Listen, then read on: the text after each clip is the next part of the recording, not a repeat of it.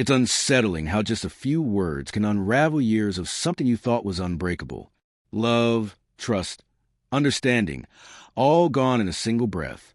That evening, we weren't even fighting about anything serious. Just the small, meaningless disagreements that come and go in long relationships. Then she looked straight at me and said it. My ex would never treat me like this. Everything stopped. It wasn't just what she said, it was a conviction behind it, like she truly meant it, like I was merely filling a space someone else had left behind. I stood there, quiet, feeling something inside me fracture without sound. I had spent so long trying to make her feel safe, cared for, seen the late-night drives when she couldn't sleep, the check-in messages, the patience when she shut down, and still, in her eyes, I was second best to a memory. I wanted to shout, to remind her of everything I had done for her. But all that came out was, then maybe you should have stayed with him. The silence after that was heavier than any argument we'd ever had. Her face froze, surprise first, then guilt, and finally stillness. For once, she had nothing to say. She just looked at me, as if realizing for the first time that the person in front of her wasn't the same man she thought she knew. Maybe I wasn't. Maybe her words had quietly turned me into someone different. I walked out to the balcony, needing air, but even that felt too thick to breathe.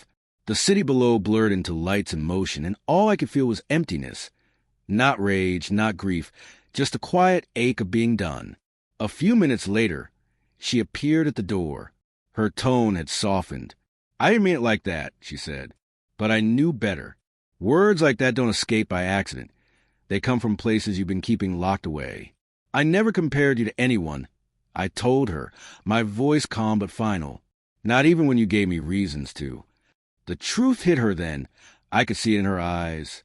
She'd been dragging the past into what we had, holding on to someone who wasn't here anymore. His name slipped into stories too often. His ghost lived between her sentences. I had believed that loving her more would eventually quiet the echo. But that night, I understood I wasn't fighting a person. I was fighting a memory. And you never win against a ghost.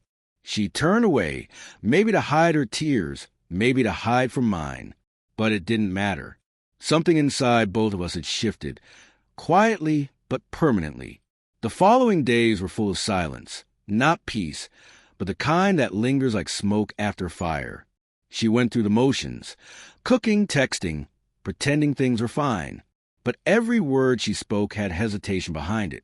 I wasn't angry anymore.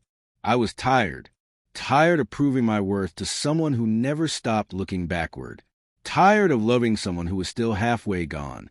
One evening, she sat next to me and whispered, "I'm sorry." I looked at her and saw how distant she'd become. The woman I once adored now seemed like a fading version of who she used to be. I nodded, but didn't answer. Some apologies come too late, not because they lack meaning, but because they arrive after the heart has already gone quiet. That night, she cried and asked if we could start again. I wanted to believe we could, but deep down I knew you can't rebuild something that was never truly repaired. I told her I wished her peace, and I meant it. But wishing someone peace doesn't mean walking beside them anymore. The next morning, as I packed my things, she stood by the door, wordless. No anger, no pleading, just silence. Two people finally understanding that love doesn't always end through betrayal. Sometimes it ends through truth, sharp, careless words that reveal what we were both too afraid to admit. As I walked away, I didn't feel heartbreak. I felt release. For the first time, I wasn't trying to prove that I was enough for someone who never saw that I already was.